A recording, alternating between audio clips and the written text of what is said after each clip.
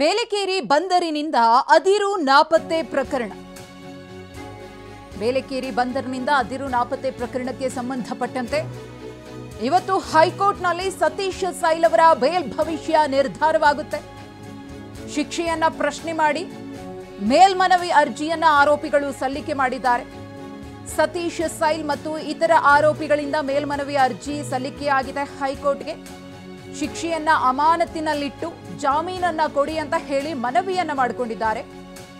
ಇವತ್ತು ಸಂಜೆ ಅರ್ಜಿಗಳ ವಿಚಾರಕ್ಕೆ ಸಂಬಂಧಪಟ್ಟಂತೆ ಹೈಕೋರ್ಟ್ನಿಂದ ಆದೇಶ ಹೊರಬೀಳುತ್ತೆ. 6 ಕೇಸ್ನಲ್ಲಿ ತಲಾ 7 ವರ್ಷ ಕಠಿಣ ಶಿಕ್ಷೆಯನ್ನ ಕೋರ್ಟ್ ವಿಧಿಸಿದೆ. ವಿಶೇಷ ನ್ಯಾಯಾಲಯ ಶಿಕ್ಷೆಯನ್ನ ಕೊಟ್ಟಿದೆ.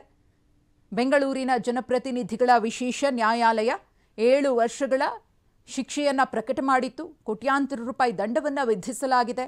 ಕಳ್ಳತನ, ವಂಚನೆಯ ಆರೋಪ, ಮೋಸ, ಹೀಗೆ ಸತೀಶ್ ಸೈಲ್ ಸೇರಿದಂತೆ 6 ಆರೋಪಿಗಳ ವಿರುದ್ಧ ಶಿಕ್ಷೆ ತೀರ್ಪನ್ನು ಪ್ರಕಟ ಮಾಡಲಾಗಿತ್ತು. ಆದರೆ ಈ ಶಿಕ್ಷೆಯನ್ನ ಅಮಾನತಿನಲ್ಲಿ ಇಟ್ಟು ನಮಗೆ ಜಾಮೀನನ್ನ ಕೊಡಿ ಅಂತ ಹೇಳಿ ಸತೀಶ್ ಸೈಲ್ ಸೇರಿದಂತೆ ಇತರೆ ಆರೋಪಿಗಳು ಹೈಕೋರ್ಟ್ಗೆ ಮೇಲ್ಮನವಿ ಅರ್ಜಿಯನ್ನ ಸಲ್ಲಿಕೆ ಮಾಡಿದ್ದಾರೆ. ಇವತ್ತು ಆ ಅರ್ಜಿಯ ತೀರ್ಪು ಹೊರಬೀಳಲಿದೆ.